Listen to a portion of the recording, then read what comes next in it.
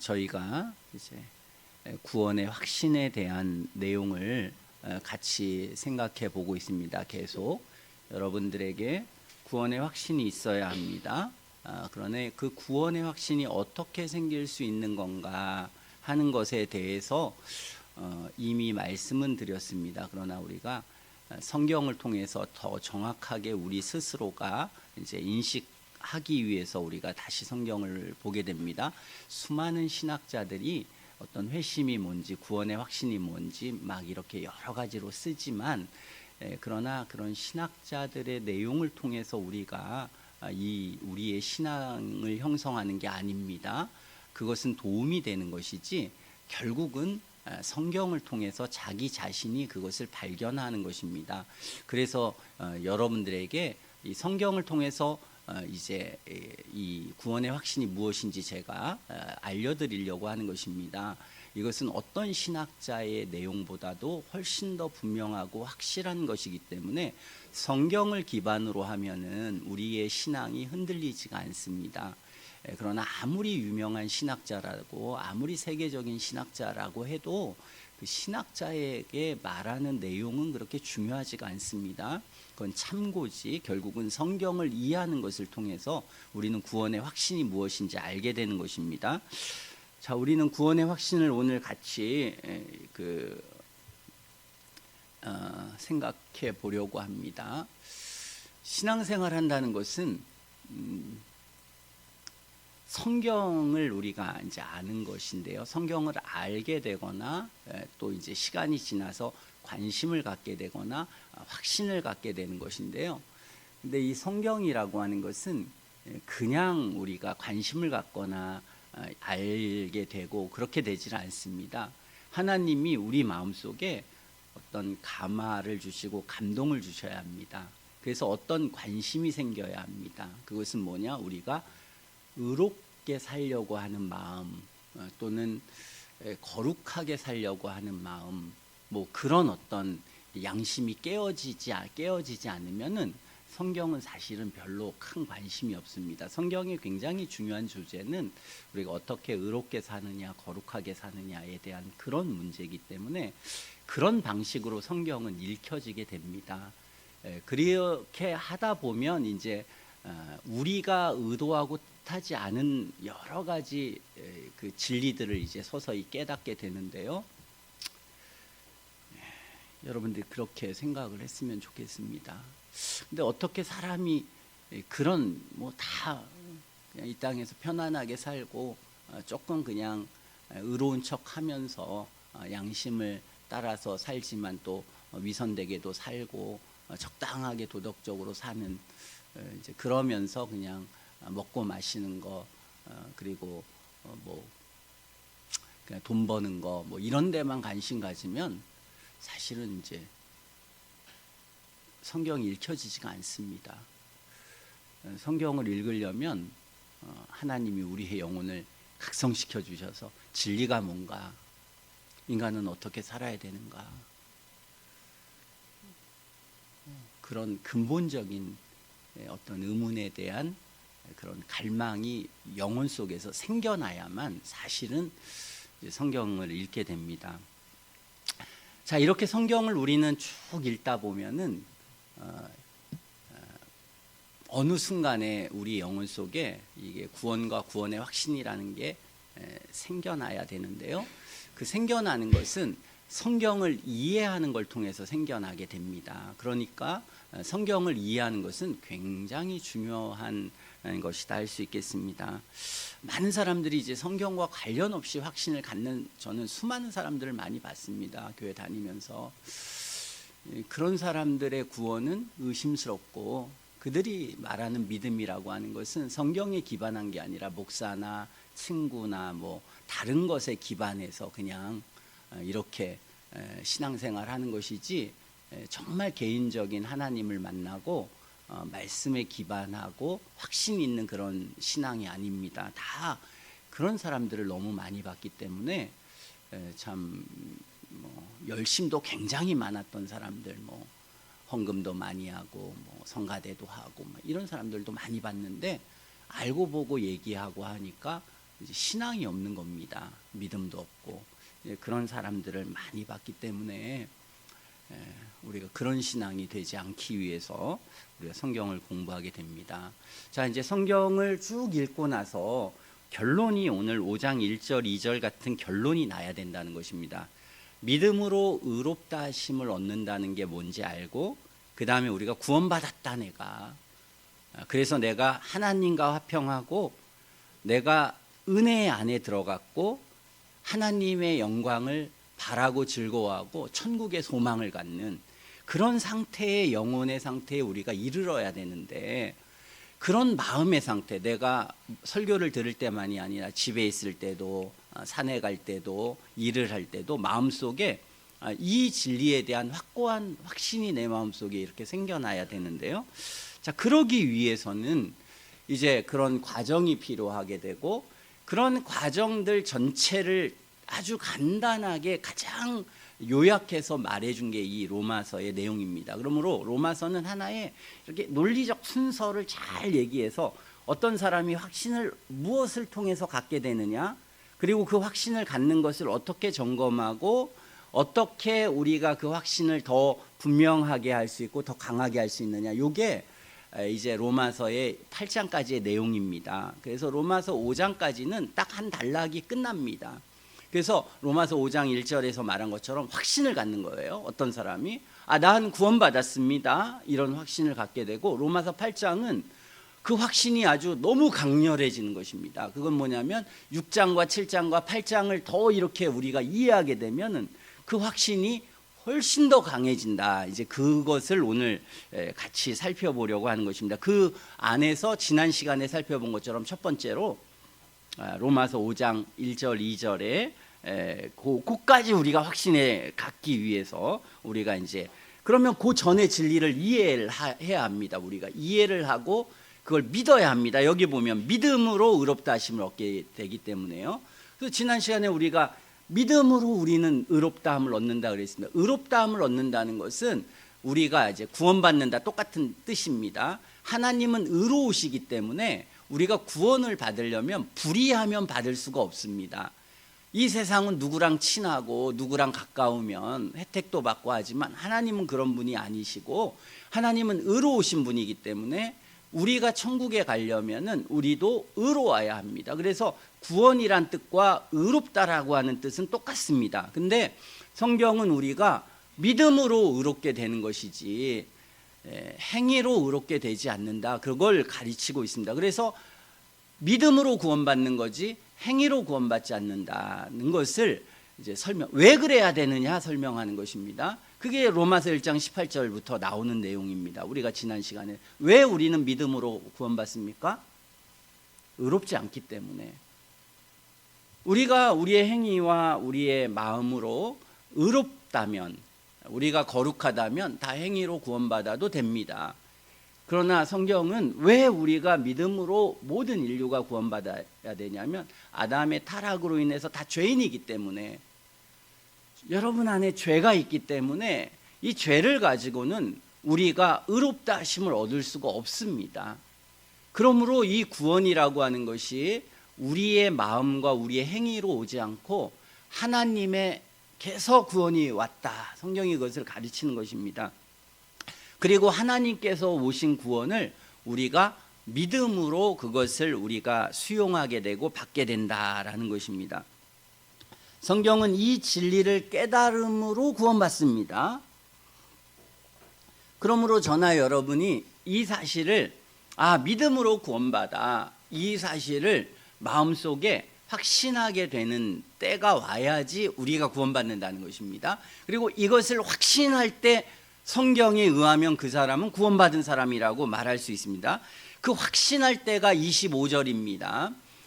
여기선 다른 걸 얘기하지 않고 있습니다. 딱 한 가지만 얘기하고 있습니다. 제가 이전에 구원의 확신의 이제 세 가지를 말하면서 처음이 뭐라고 했습니까? 신앙 고백입니다. 그러니까 우리가 신앙 고백을 하면, 신앙 고백이라는 건 무엇입니까? 내가 믿는 바가 뭡니다 라고 말할 수 있는, 내가 무엇을 믿게 되는 상태가 되면 그 사람은 오늘 로마서 5장 1절 2절에 나온 그 확신을 가져도 된다, 그 말입니다. 그래도 돼.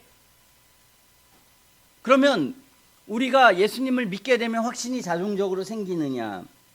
그게 아닙니다. 예수님을 믿게 되면 확신이 자동적으로 생기는 게 아니라 성경을 통해서 확신이 생기는 것입니다. 성경이 그렇다고 하니까. 그래서 우리가 성경을 믿는 것은 이제 구원받는 데 필수적인 것인데요. 이 진리를 잘 깨닫게 되다 보면은 성경을 믿게 된다. 언제 믿게 되냐면 이 진리를 어떤 사람이 확신하게 되면 성경을 믿게 되는 일이 생기고 확신하게 되고, 그 은혜가 있으면 점차적으로 성경이 점점 확신하게 되는 길로 간다는 것입니다. 자, 우리가 성경 전체가 말하는 믿음으로 구원받는다. 왜? 인간은 죄인이기 때문에 그렇게 성경은 말하고 있습니다.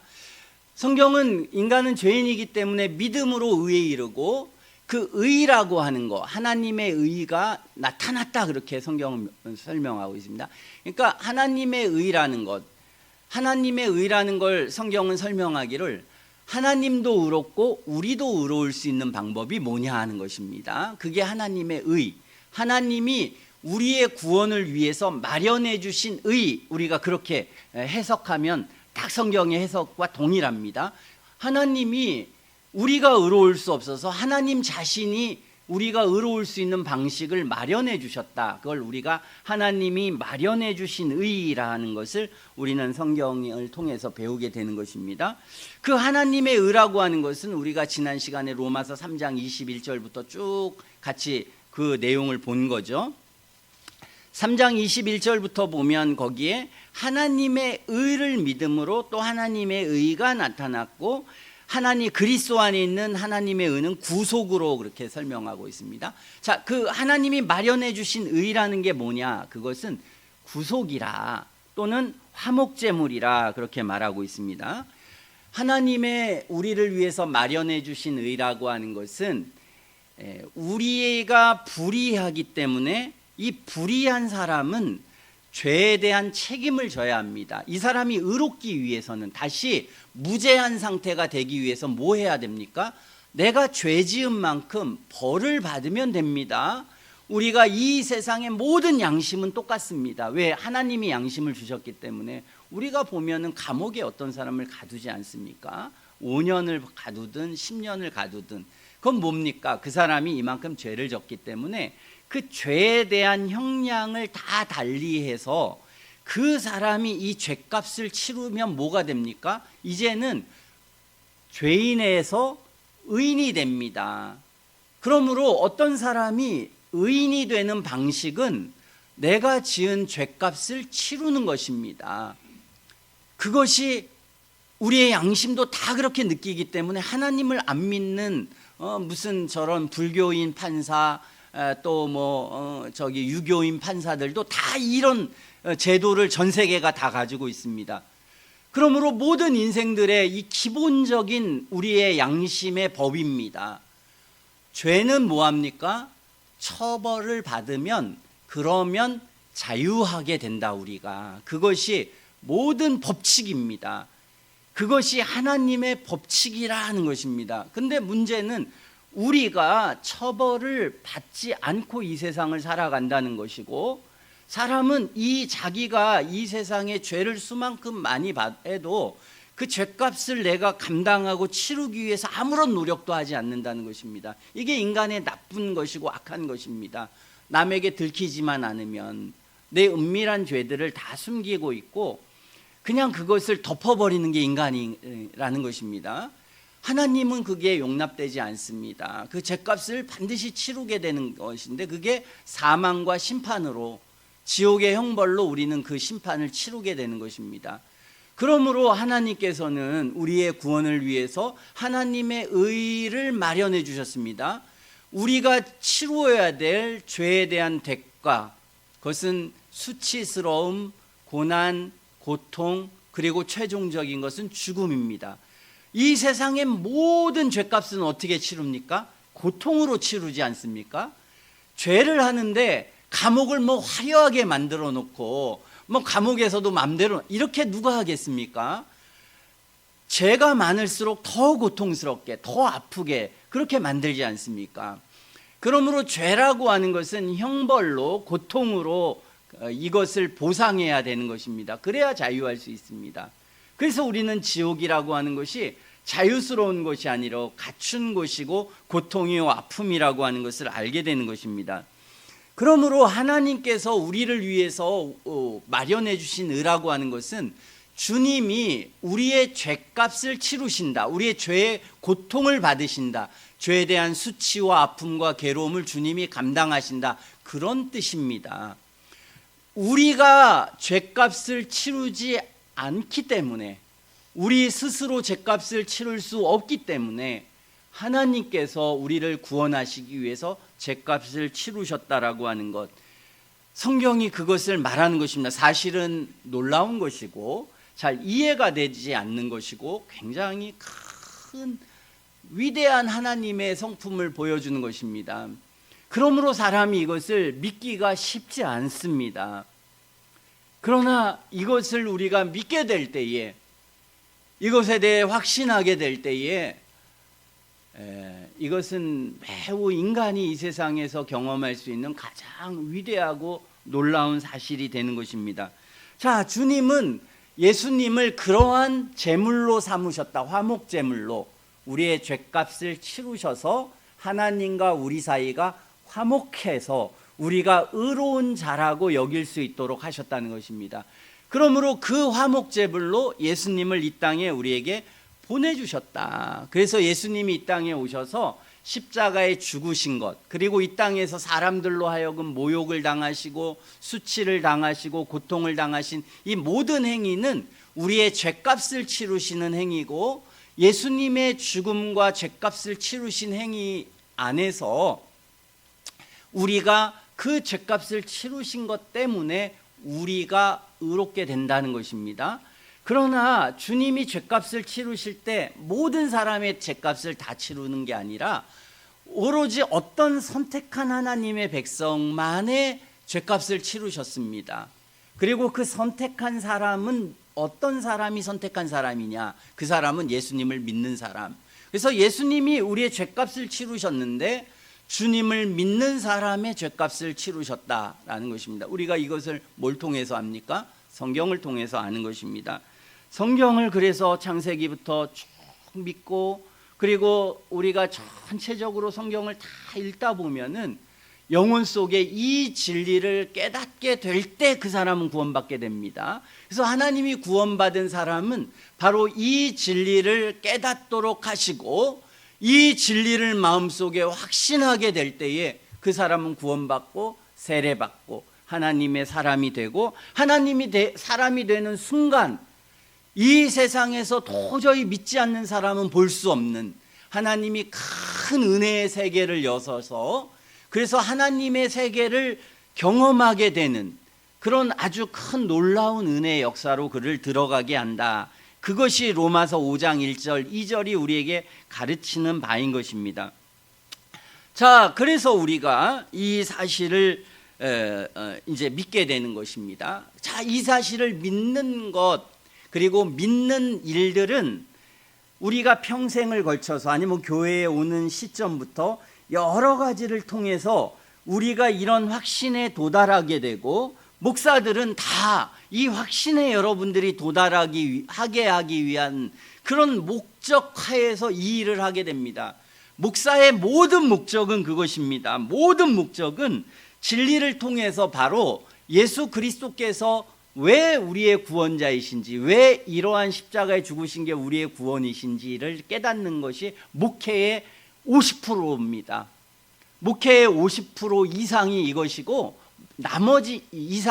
나머지는 뭐냐면 이 구원받은 사람들이 경험하게 되는 하나님의 은혜의 세계와, 그리고 그 은혜의 세계 속에서 그것을 더 충만하게 하기 위해서 이 땅에 걸어가야 될 그런 기준들과 규칙들, 순종해야 될 것들을 가르치는 이 두 가지가 목사가 할 일입니다. 자, 두 가지 중에 오늘 우리는 이 한 가지, 어떤 사람이 구원의 확신에게 이르게 되는,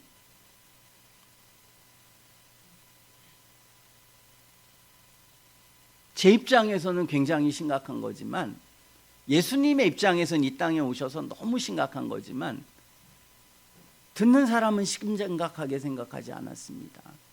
예수님이 별로 돈도 안 주네, 나한테 별로 뭐. 그래서 영혼이 가볍거나 영혼이 타락한 사람들은 그 하나님의 진리를 깊이 생각하지 않았습니다.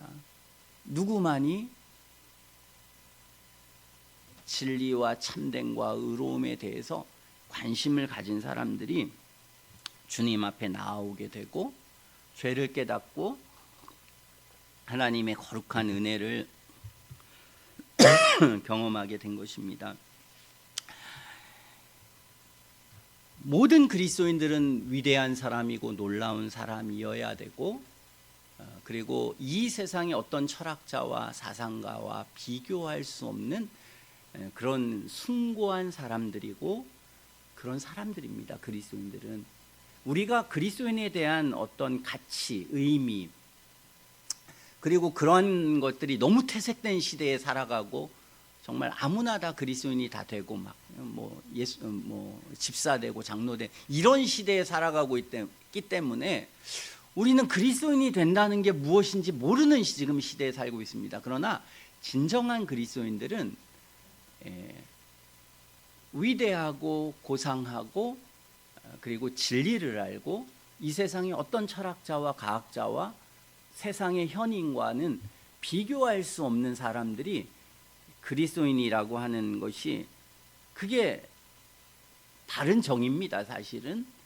자, 그런 사람들이 이제 예수님을 믿게 되는데, 그게 언제 오냐면 우리가 회심이라는 과정, 성경을 읽게도 읽고 뭐 여러 가지 감동도 받고 뭐 수련회도 하고 막 다 하다가 사람이 어떤 과정을 겪게 되는데, 그걸 우리가 회심이라는 과정을 겪게 된다. 사람이 그 회심이라는 과정의 핵심은 뭐냐면 로마서 1장 18절부터 3장 19절까지 나온 것처럼 죄를 깨닫는 거, 죄책을 깨닫는 거, 사람이 그런 상태에 영혼이 빠지게 되고, 그리고 로마서 3장 21절부터 그 26절까지에 나오는 이 진리를 발견하게 되는 것, 이 진리를 발견하게 되는 영혼의 큰 변화, 이 진리를 발견한다는 것 자체는 성경에 의하면 사람이 가르쳐 주거나 인간이 가지고 있는 어떤 기본적인 양심이나 본성으로는 절대 깨달을 수 없고,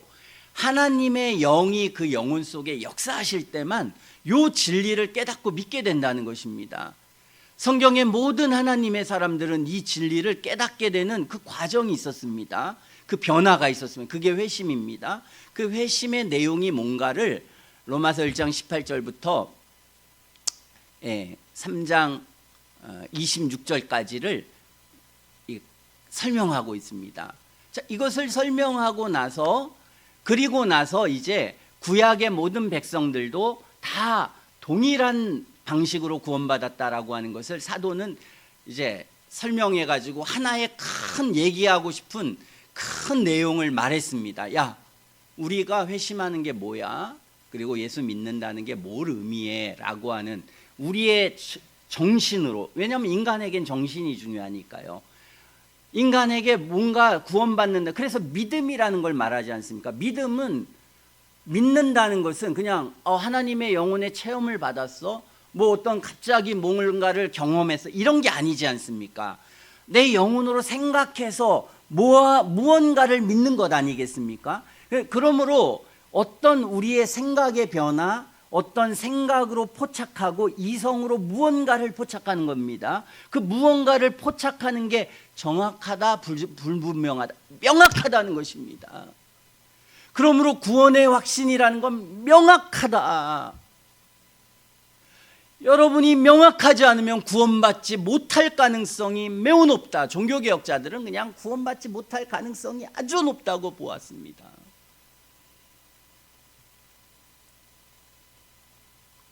그러므로 명확해야 합니다. 자, 이 내용을 총체적으로 한번 설명해 보면, 제가 핵심은 뭐라고 했습니까? 오늘 회개하고 그리스도를 믿는 것입니다. 죄를 깨닫고 예수님을 믿습니다. 그러면 의롭게 살든 의롭지 않게 살든 아무 관계가 없다.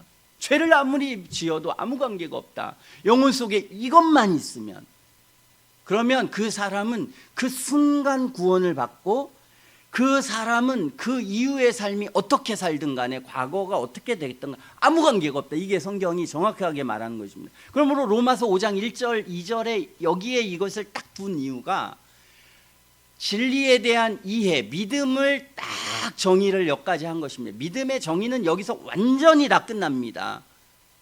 그리고 그 이후에 나오는 내용은 뭡니까?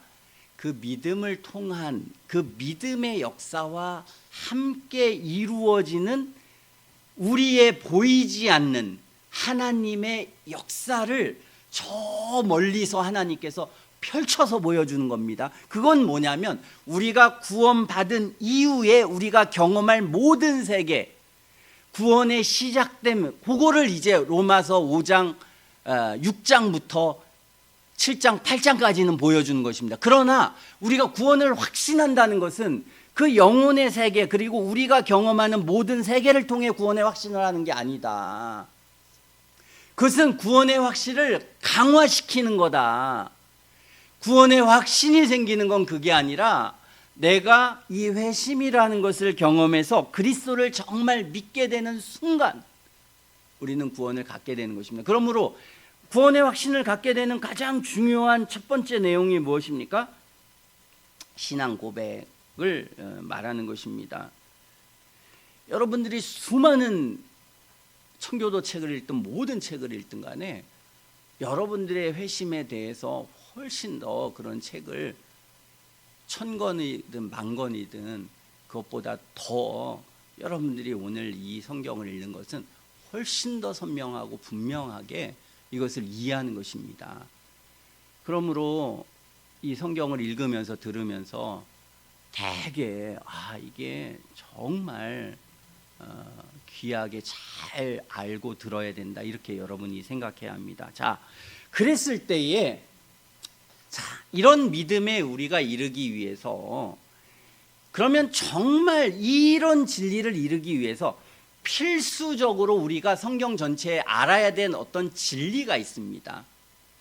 그런 알아야 되는 진리가 그럼 무엇이냐, 이렇게 우리가 예수님도 알아야 돼, 그러면 가인도 알아야 되고 마태도 알아야 되고 예수님의 제자가 몇이 다 아는 게 아닙니다. 그렇죠? 그런 것들은 몰라도 돼. 그러나 알아야 되는 핵심이 있어. 핵심이, 그 알아야 되는 핵심은 반드시 있어야 돼. 그것은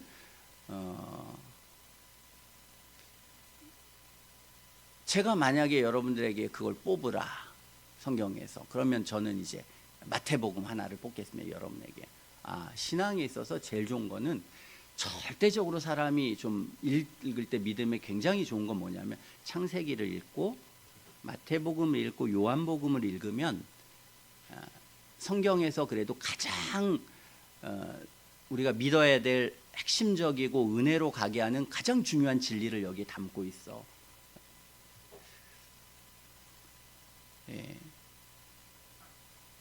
그리고 여기에다가 이제 이 로마서까지 읽게 되면 눈이 훨씬 많이 띄어져. 그리고 여기에다가 출애굽기를 읽으면은, 그리고 레위기를 읽으면 이것은 눈이 활짝 띄어져. 여기까지만 읽어도 구원받는데 전혀 문제 없을 정도로 진리는 다 표현됩니다. 나머지는 뭐냐? 그 다음에는 그 구원의 역사가 거짓됐냐 진실됐냐, 아니면 그 구원의 역사가 어떻게 적용되냐, 이런 게 선지서든 사무엘이든 이런 내용입니다. 그것을 다시 또 이렇게 이야기해주고 또 펼쳐주고 이런 내용입니다. 그러나 핵심은 창세기, 출애굽기, 레위기에 구약의 복음처럼 꽉 담겨져 있습니다. 꽉 담겨져 있습니다. 마태복음과 요한복음에 꽉 담겨 있습니다. 이것은 하나의 틀이 되게 되고, 이제 굉장히 중요한 이제 틀이 되게 됩니다. 자, 그런 수많은 내용을 통해서 핵심적인 진리를 깨달아야 되는데 수많은 신학자들이 고민을 했습니다. 야, 그랬을 때에 뭐를 정확하게 믿어야 되고 어디까지 믿어야 될까라고 하는 것을 신학자들이 전부 다 좀 머리를 맞대고 했습니다. 그래서 만들어낸 게 뭡니까? 사도신경입니다. 사도신경. 그냥 만든 게 아닙니다. 사도신경은 우리가 믿는 것을 요약하고 추략하고 축약했더니 사도신경입니다. 그리고 우리가 지금 교리강에 있는데 그 교리강이고 좀 그거를 더 확대했더니 웨스민스터 신앙고백이고 이런 것입니다. 자, 그랬을 때 이 사도신경처럼 우리를 이걸 줄였습니다. 그리고 이렇게 줄이게 된 이유, 그리고 사도신경을 어떻게 만들어졌는지를 제가 여러분에게 지금 말씀을 드리려고 하는 것입니다. 자, 우리가 구원받기 위해서 최초로 알아야 될 절대적 진리가 뭐가 있겠습니까, 여러분? 뭐가 있겠습니까? 한번 성경을 여러분이 지금까지 읽었으니까 뭘 알아야 될까요? 뭘 믿어야 될까요? 그건 당연히 하나님에 대해서 알아야 합니다. 어떤 사람이 교회 다니면은 가장 중요하게 듣는 단어가 하나님입니다. 하나님은 우리 마음속에 계시고 온 세상의 창조 만물에 하나님의 신성과 능력이 다 펼쳐져 있습니다. 그러므로 성경을 읽으면서 우리 마음에 계신 하나님과 온 세계에 펼쳐진 하나님의 지혜와 능력을 보고 하나님의 존재에 대해서 인정해야 됩니다. 보통 사람 인정하지 못하는데 하나님이 은혜를 주시면 그것을 인정하고 그것을 확신하도록 우리의 영혼을 하나님이 이끄십니다. 그것은 필수적입니다. 자, 그 하나님의 존재에 대해서, 그리고 그 하나님이 살아계신다, 하나님은 세상을 창조하셨다 라고 하는 진리가 우리의 영혼 속에 믿어지는 일이 생기게 되는 것은 절대적입니다. 자, 그 하나님을 믿게 되니까, 하나님을 믿게 된 다음에 두 번째 우리 마음속에 생기는 게 무엇입니까? 그 하나님은 거룩하고 의로우시다. 제가 지금 말하는 것은 성경 창세기부터 계시록까지 안 쓴 곳이 없습니다. 안 쓴 곳이. 그리고 제가 아주 핵심이라고 말한 여기에 지금 다 담겨 있습니다. 그러므로 사실은 창세기, 출애굽기, 레위기는 구약의 복음이고 신약의 복음 중에 복음은 마태복음과 요한복음인데 어쨌든 그걸 보면은 거기에 나오는 핵심은 그겁니다. 하나님을 믿고 그 다음에 두 번째 우리가 하나님에 대해서 아는 것, 그 뭡니까? 하나님이 거룩하고 의로우시다. 그래서 출애굽기 딱 보면 제일 중요한 게 무엇입니까? 하나님이 십계명 주신 거. 그리고 마태복음 보면 뭡니까? 산상수훈 말씀하신 거. 거기를 통해서 우리는 하나님이 거룩하고 의로우시다는 성품에 대해서 아는 것은 뭡니까? 필수적입니다. 그러므로 여러분에게 성경을 읽고 하나님이 은혜를 주시면은 하나님은 이 죄를 미워하신다. 죄에 대해서는 반드시 처벌하시고 진노하신다. 이것을 우리의 영혼이 깨닫게 됩니다. 그래서 소돔과 고모라, 노아 홍수 다 그것 아닙니까? 그래서 우리는 하나님에 대해서 우리가 깨닫는 건 무엇입니까? 하나님은 거룩하고 의로우셔. 죄는 처벌받아야 돼. 이걸 통해서 성경을 읽다 보면 뭐가 느껴집니까? 우리에게 하나님의 진노, 지옥의 두려움, 나는 죄를 짓고 있다라고 하는 이 사실을 우리가 느끼게 되는 것입니다. 이 사실을 계속해서 우리가 알고 신앙생활을 계속하다 보면 뭐를 느끼게 됩니까? 나는 너무 많은 죄가 있어. 난 지옥에 가 마땅해. 나는 악인이야 라고 하는 내 영혼의 상태에 대한 깨달음이 있게 됩니다. 이게 뭡니까? 로마서 1장 18절부터 3장 19절까지의 내용이기도 합니다. 이게 필수적인 진리입니다. 이것은 성경 전체를 통해서 우리가 구원받기 전에 하나님의 은혜로 우리 모두가 다 이런 사실에 대한 이런 내용들을 깨닫게 됩니다. 중요할까요? 안 중요할까요? 중요하죠. 성경 전체가 이걸 말할까요? 안 말할까요? 다 말합니다. 구원받은 사람이든 구원받지 않은 사람이든 성경은 말하는 것은 하나님이 어떤 분이시다. 그리고 그 하나님은 거룩하고 의로우셔. 그래서 신앙인들은 거룩하게 살아야 되고 의롭게 살아야 돼라는 건 예수 믿지 않는 사람이나 예수 믿는 사람이나 알 수밖에 없는, 그러나 아주 못된 그 악한 인간이 이것을 부정하고 거부하는 이단들이 막 생기는데요. 그러나 이것은 피할 수가 없습니다. 우리가, 그렇죠? 우리가 의롭고 거룩하게 살아야지. 그러나 난 그렇게 살 수 없어 라고 하는 것을 깨닫게 됩니다. 그 다음에 성경에서 깨닫게 되는 중요한 진리가 뭡니까? 이러한 자들에게 하나님께서 구원의 은혜를 베푸셨다는 거, 그걸 성경은 가르치고 있습니다. 창세기에도 아브라함도 노아도 하나님의 사람들도 구원받았대. 보니까 이들도 죄인인데, 모세 보니까 이스라엘 백성들도 다 죄인인데 구원받았대. 어떤 방식으로? 출애굽해서 유월절을 통해서, 제사를 통해서. 이 모두가 가르치는 게 뭡니까? 이들의 구원은 자신의 양심이나 행위와 의를 통해서 구원받는 게 아니라 제사라고 하는 걸 통해서, 아니면 어떤 절기를 지키는 걸 통해. 그럼 그게 상징하는 것, 그게 바라보는 건 뭡니까? 하나님의 구원의 방식을 받아들이는 거야. 그 구원의 방식은 뭐야? 하나님도 의로우시고 우리도 의롭게 하는 거. 제물이 피를 흘려서 죽어서, 그래서 그 피값으로 우리는 구원받아. 이것을 성경 전체가 가리키고, 신약에 오면 더 분명하게 하나님의 아들이 이 땅에 오셔서 죄값을 치르셔서 그것을 통해서 우리가 하나님도 의롭고 우리도 의로운 그 구원을 얻는 거야. 그러므로 우리는 이 예수님, 하나님이 이 땅에 예수님을 보내주셔서 하나님의 구원의 방식으로 죄값을, 우리의 죄값을 치르시는 것, 그래서 하나님도 의롭다고 우리를 의롭다 하는 이 진리를 믿는 것입니다. 이 온 도덕적 세계에, 이 온 세상에 우리가 이 땅에 살아가면서 여러 가지 과학도 배우고 철학도 배우고 인생에 대해서도 모든 걸 다 배우지만, 가장 중요한 진리고 진리 중에 진리이며 우리 인생에서 모든 삶을 바꿔놓을 수 있고 이 세상을 모두를 바꿔놓을 수 있는 영혼의 가장 위대한 진리는 이 세 가지입니다. 안 그렇습니까? 진리를 알면 이걸 압니다. 이 못된 인간들, 이 악한 인간들, 오늘도 수많은 인류의 문제, 삶의 문제, 모든 문제들, 모든 사람이 이 진리를 깨닫을 수만 있다면 이 세계는 변하고 인간의 영혼은 자유로워지고 어마어마한 역사가 일어날 것입니다.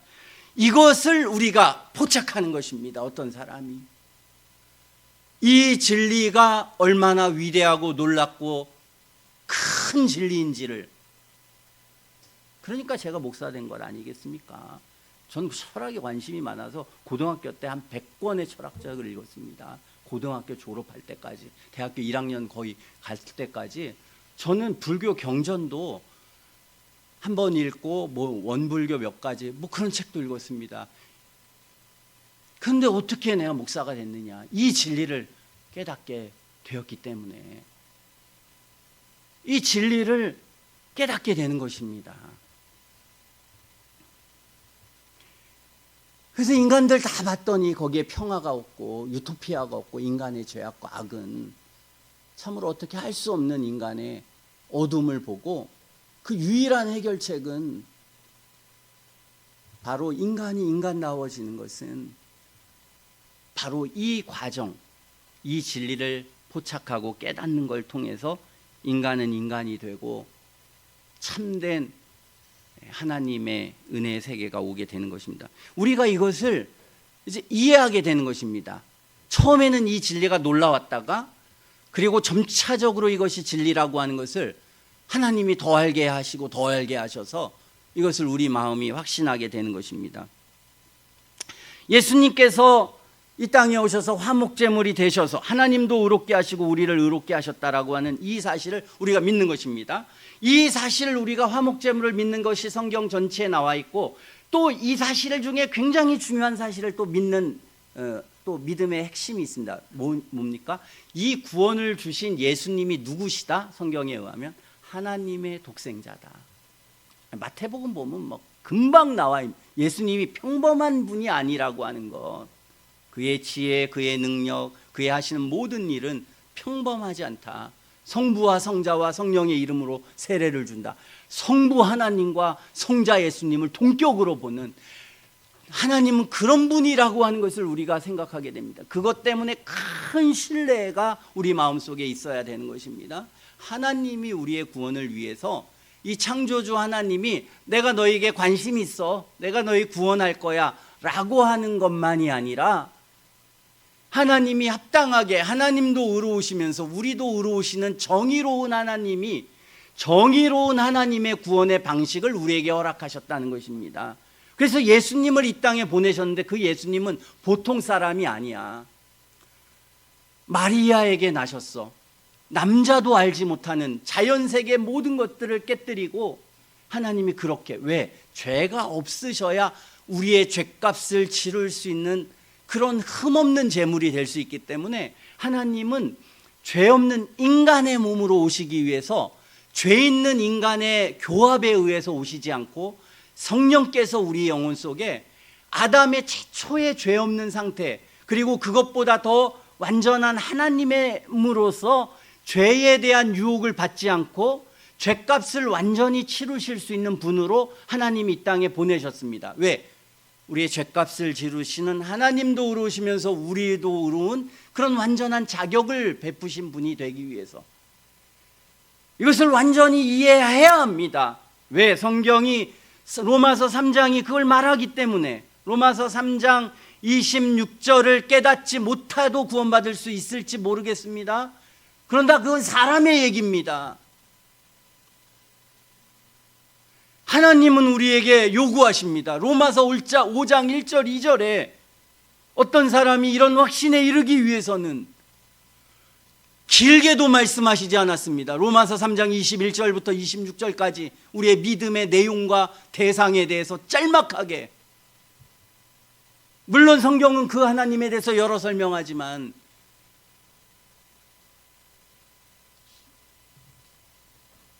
우리가 게을러서 이거 하나 제대로 이해해 보려고 노력하지 않는다면 구원 못 받아도 당연하죠. 그런 사람이 구원받으면 안 되지 않겠습니까? 자, 그래서 인간의 몸이 되셨는데 그분은 누구다? 하나님이시다. 야, 정말 이건, 이 사실을 믿을 수 있다면 이 세상의 기적 중에 가장 큰 기적이 무엇입니까? 우리가 일생에 모든 볼 수 있는 기적은, 하나님이 세상에 제일 기적이 뭐겠습니까? 하나님이 계시다, 이것입니다. 하나님이 계시다, 이 기적입니다. 이 세상의 모든 기적 중에 기적은 하나님이 계시다는 것입니다. 두 번째 기적은 뭡니까? 하나님이 세상을 창조하셨다는 것입니다. 세 번째 기적은 뭡니까? 하나님이 인간의 몸으로 입고 이 땅에 오셔서 인간의 죄값을 치르시기 위해 오셨다. 이게 세 번째 가장 위대한 기적입니다. 이것을 믿는다면 혁명적인 것입니다. 믿지 않아서 그런 것입니다. 잘 때도 깰 때도 걸어갈 때도 우리는 이 위대한 역사에서 대해서 묵상해야 합니다. 그러나 이 가벼운 인간들은 묵상하지 않습니다. 그래서 묵상하게 하나님 하십니다. 언제? 우리가 고통을 받고 아픔을 받고 어려움을 받고, 또는 참 그 영혼을 순수하게 만드셔서 죄에 대해서 깨닫고 하나님의 심판에 대해서 깨달을 때, 윤석열이 정신 차리겠습니까? 지금 정신 못 차리니까 잘못했다든지 뭐 뻣뻣하게 뻗팅기지 않습니까? 정신 차리면 어떻게 되겠습니까? 무릎 꿇고 정말 눈물을 흘리면서 그렇게 하겠죠. 여러분들도 정신을 차리는 때가 언제냐? 좀 고통과 아픔을 받아보거나 죽음에 임박해서 하나님을 만나야 되는 그 순간에 정신을 차리게 되는 것입니다. 인간은 그 전까지는 뭐 이지저지 다 하면서도 정말 정신 못 차리는 거죠. 하나님이 이렇게 정신을 차리게 만드셨을 때에 하나님의 이 구원의 은혜와 역사가 너무나 크고 놀랍다.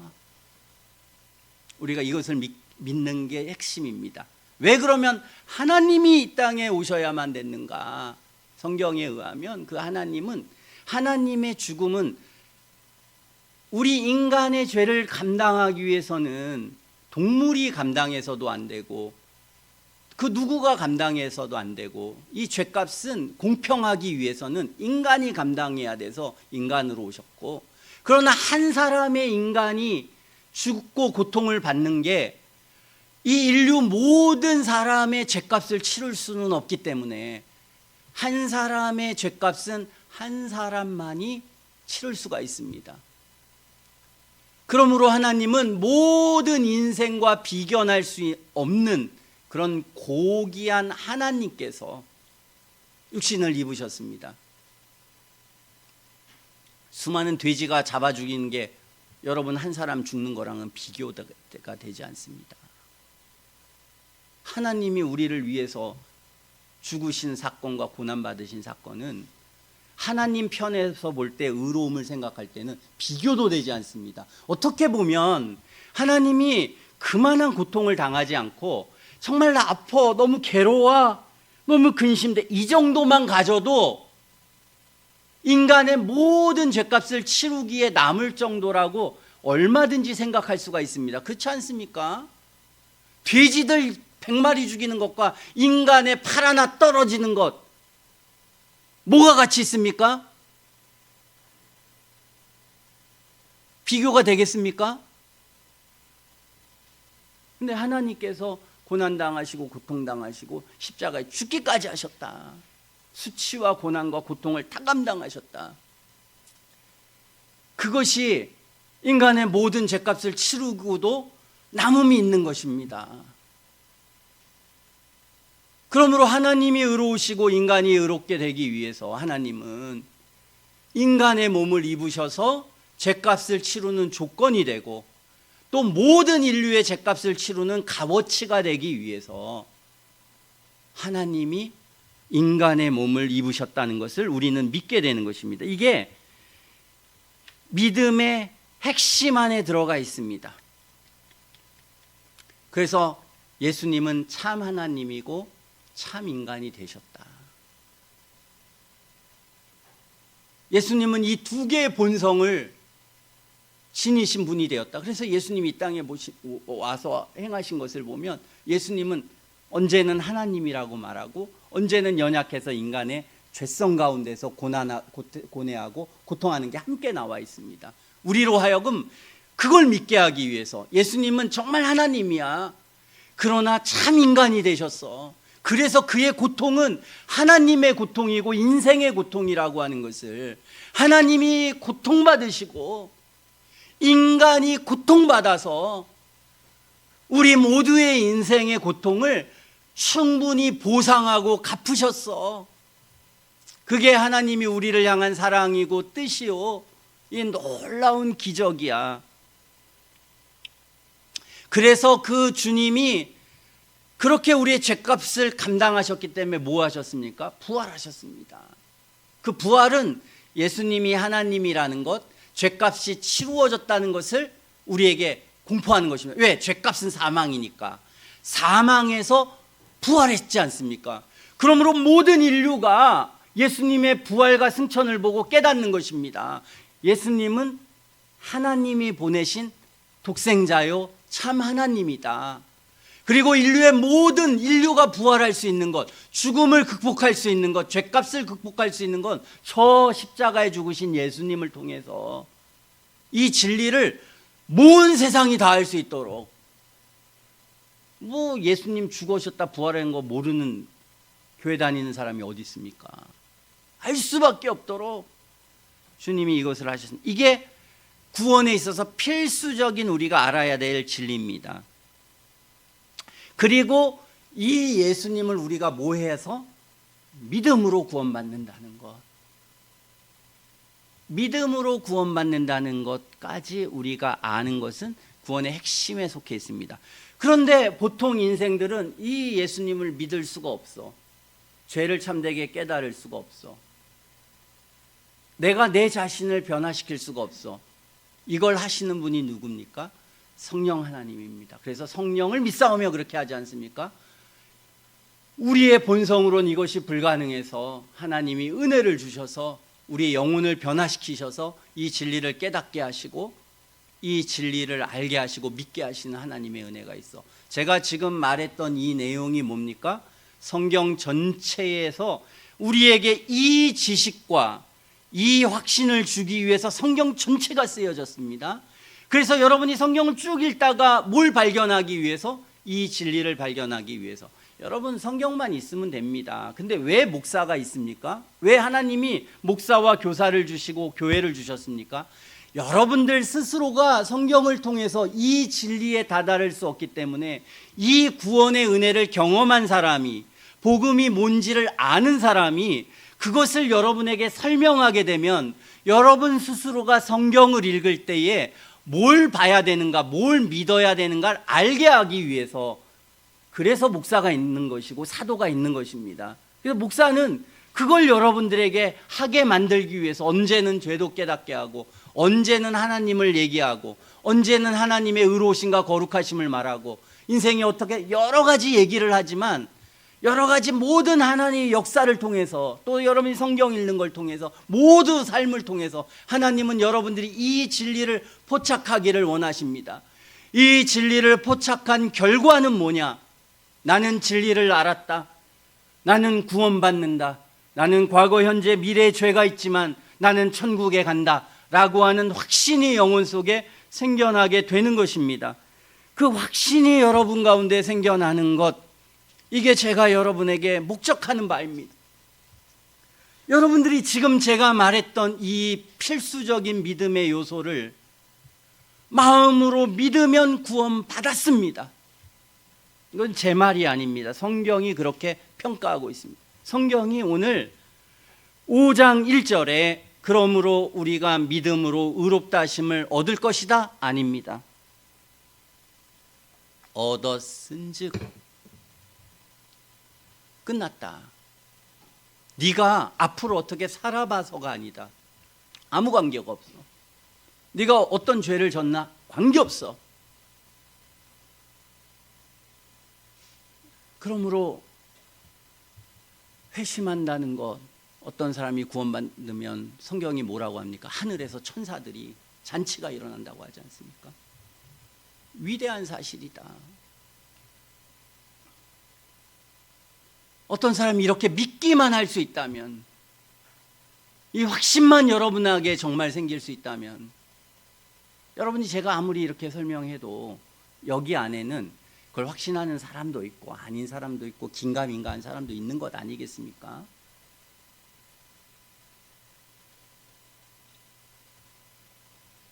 이단들처럼 저도 할 수 있습니다. 여러분들의 종교심, 양심 여러 가지 그거 이용해가지고 여러분들이 구원의 확신을 찍어낼 수가 있습니다.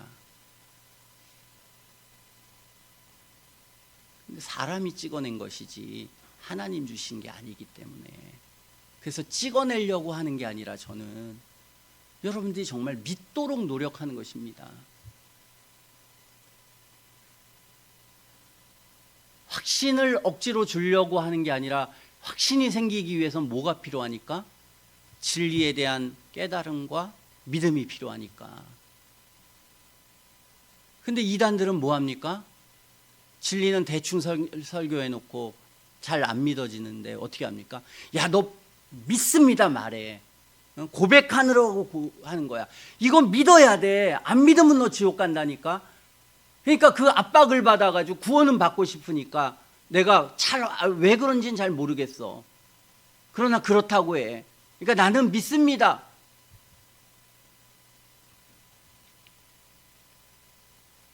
그렇게 믿는 게 아니다. 믿음이라고 하는 건. 자, 로마서 4장에 보면은 이제 그 3장 26절까지 설명하고 21절까지, 자, 4장 1절에 우리 조상의 누가 아브라함이 무엇을 얻었느냐? 만일 아브라함이 행위로서 의롭다 하심을 얻었으면 자랑할 것이 있지만 하나님 앞에 없어요. 왜? 성경이 무엇을 말합니까? 아브라함이 하나님을 믿음에 이것을 저에게 의로 여기셨습니다. 하나님이 그가 의인이 된 건 언제냐? 하나님을 믿어서 그랬습니다. 여기는 하나님을 믿어서 이렇게 간단히 말했지만 하나님을 믿는다는 게 뭔지 13절부터 마지막까지 이제 아브라함을 얘기합니다. 왜? 아브라함이 믿음의 조상이고 이스라엘 전체 가장 위대한 사람이기 때문에 아브라함을 예를 들고, 또 여기 보면 그 설명합니다. 4절에 일하는 자에겐 삭슬 은혜로 여기지 않고 빛으로 여기지만 일을 아니할지라도 경건치 않은 자를 의롭다 하시는 일을 믿는 자에게는 그의 믿음을 의로 여기신다 그랬습니다. 자, 여기 경건치 않고 일을 안 했는데 너 의로워. 그랬을 때 뭐로? 믿음으로. 그래서 이 다윗은 이걸 알았습니다. 이 복음의 진리를. 그래서 다윗이 잘 살고 바르게 살아서 구원받은 게 아니라 6절에 일한 것이 없이 하나님께 의로 여기심을 받는 사람의 행복에 대하여 그랬습니다. 이게 행복이다. 이게 행복이야. 모든 성경의 위인들을 위인이 되게 했고, 그리고 그들 마음속에 소망이 넘쳐나게 할 수 있는 그런 위대한 하나님 주신 복, 성경의 복이란 단어가 그것입니다.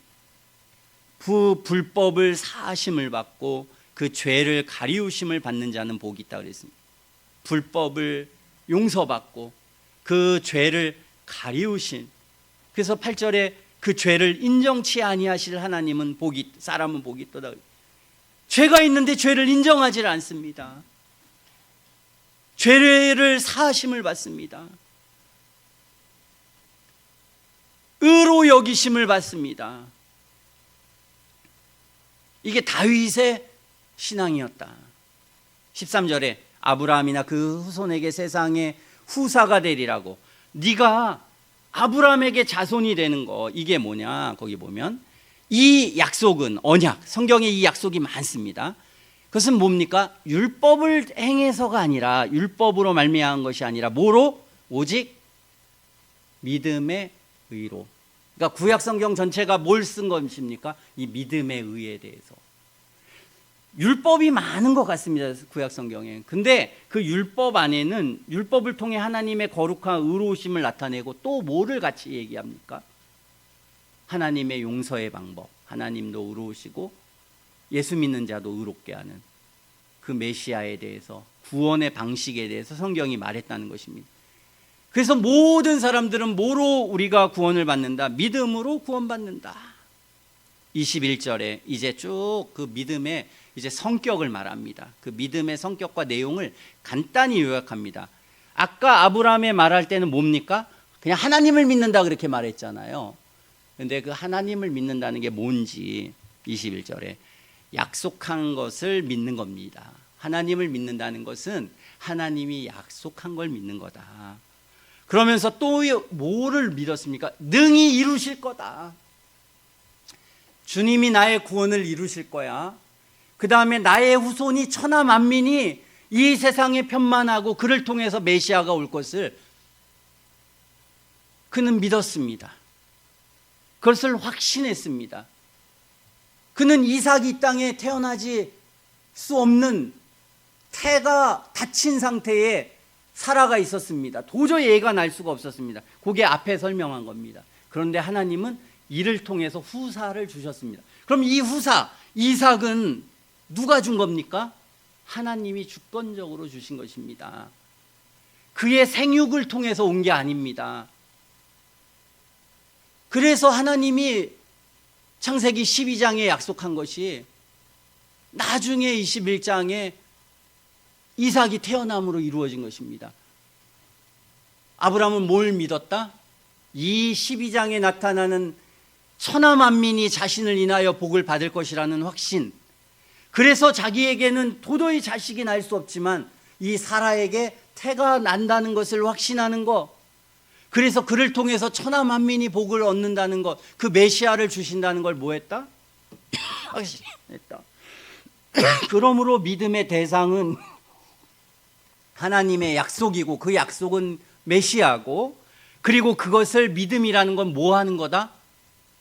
나 믿습니다. 근데 잘 모르겠어요가 아니라 뭡니까? 확신하는 거다. 믿음은 확신하는 겁니다. 다윗도 확신했습니다. 아니 확신 안 하면 어떻게 구원의 확신을 미친 사람이지. 근데 그가 미친 사람이 아닌 것은 확신이 있었기 때문에 그렇습니다. 그것은 마음과 영혼과 깨달음에 의한 확신입니다. 그게 아니라 깨달아지지도 않고 잘 이해가 되지 않는데 확신해. 그럼 이 사람 어떤 사람입니까? 미친 사람 아닙니까? 많은 기독교인이 이렇게 엉망진창인 이유가 뭡니까? 미쳐서 그래요. 미쳐서. 제가 교회 다니면서 청년 때 교회 다니기 싫었던 게 미쳤어. 막 부흥회 같은 거 하면은 믿지 않는데 믿는다고 해. 영접해. 기도해. 그래서 제가 속으로 미친 것들. 또라이들 아니 또라이. 야, 이게 진리야 이게? 믿지 않는데 막 믿었다고 그렇게 막 압박하고 그거 안 믿으면 안 되고 그 하나님 사랑 영접해 막 영접기도 일어시키고 또라이들입니다. 그러니까 미쳤으니까 미친 짓들이 나오는 것입니다. 이성적이지 않고. 신앙은 우리를 미치게 하지 않습니다. 신앙은 우리를 가장 건전하게 하고 인간에 대해서 세상에 대해서 삶에 대해서 가장 명확한 진리를 우리에게 주시는 것입니다. 그러니까 여기 확신이라는 건 뭡니까? 그것을 포착했습니다. 그 진리를 포착했습니다. 하나님을 믿는 것, 하나님의 성품을 믿는 것, 양심을 믿는 것, 합리적인 것입니다. 인간이 어떻게 의로워질 수 있는 생명의 복음을 믿는 것, 합리적인 것입니다. 위대한 것입니다. 우리는 그렇게 알아야 하는 것입니다. 자, 여기까지 우리가 여기도 확신이라고 말했습니다. 그러므로 이것을 뭐 했습니까?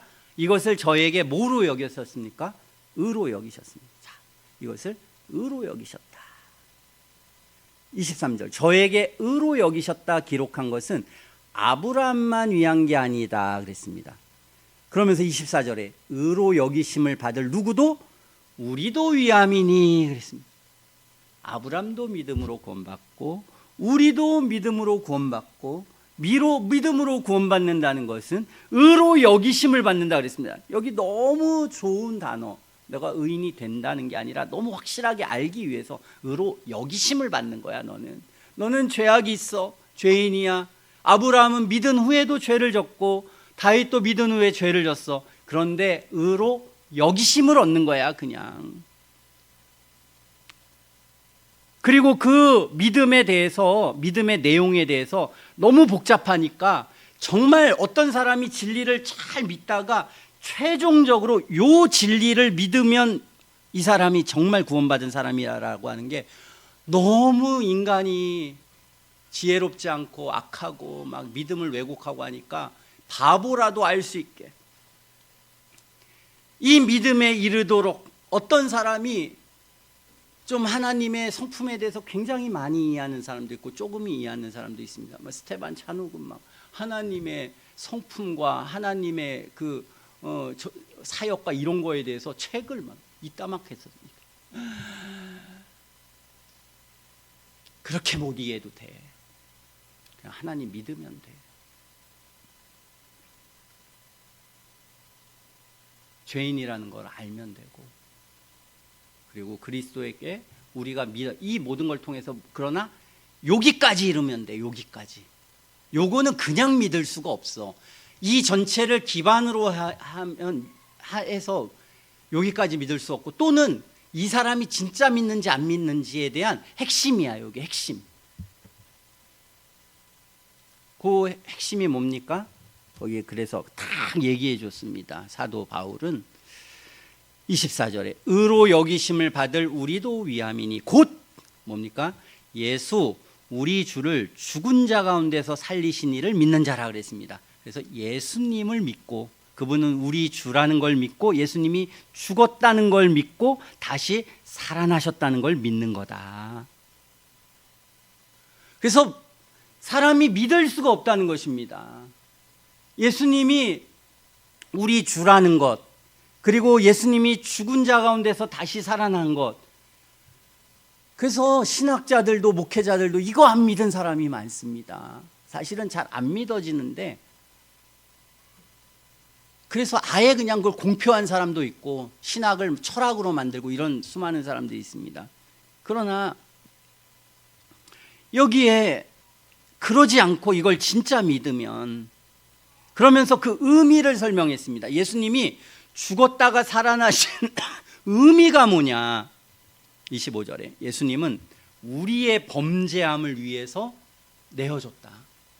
예수님이 이 땅에, 하나님께서 우리 범죄를 위해서 이 땅에 내어주셨습니다. 그리고 우리를 의롭다 하심을 위해서 살아나셨습니다. 그러므로 예수님의 이 땅의 고난과 고통과 죽음은 우리의 죄값을 치르신 고난과 고통이고, 주님의 부활은 우리가 의롭다라고 하는 것을, 인류가 그리스도 안에서 의롭다라고 하는 것을 이 만방에 공포한 생명의 복음이다. 그래서 모든 복음의 이 간단한 것, 그래서 우리 마음속에 이것을 새기도록, 그리고 모든 사람이 이것을 믿기 위해서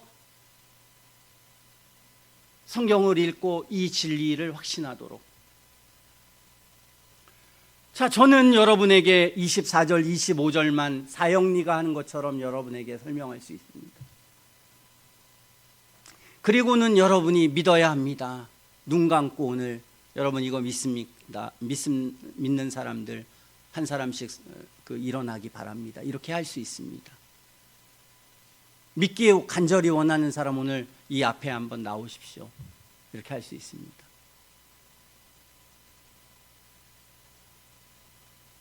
그렇게 일어났다고, 그렇게 앞에 나왔다고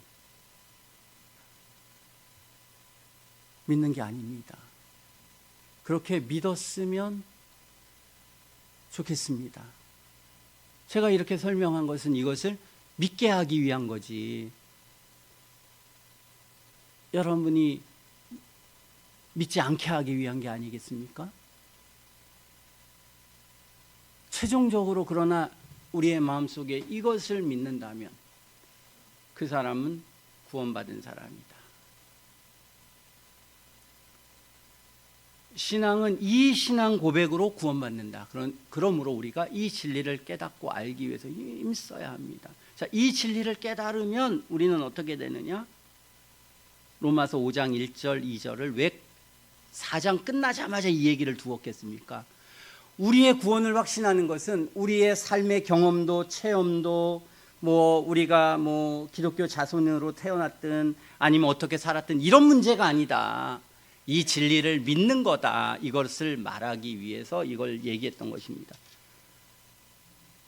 뒤로 다시 앞으로 넘어가서 3장 20절부터 26절까지 말하지 않았습니까? 자, 이것을 말했습니다. 26절까지 복음의 진리를. 그리고 나서 4장 얘기하고 5장 1절로 넘어갈 수 있었지만 사도는 27절부터 32절까지의 내용을 이렇게 두었습니다. 이 내용. 여러분이 이 내용도 굉장히 중요합니다. 여러분 우리가 청교도 책이나 이 책들을 읽어보면, 그리고 에드워드도 보면 책이 이렇게 두껍습니다. 거기에 구원받지 못한 사람의 10가지인가요? 12가지 표지인가요? 표지. 구원받은 사람의 10가지, 12가지 표지가 나옵니다. 성경의 수많은 표지를 통해서 이 사람이 정말 믿고 있는지, 정말 믿고 있지 않는지의 표지를 성경은 계속해서 말합니다.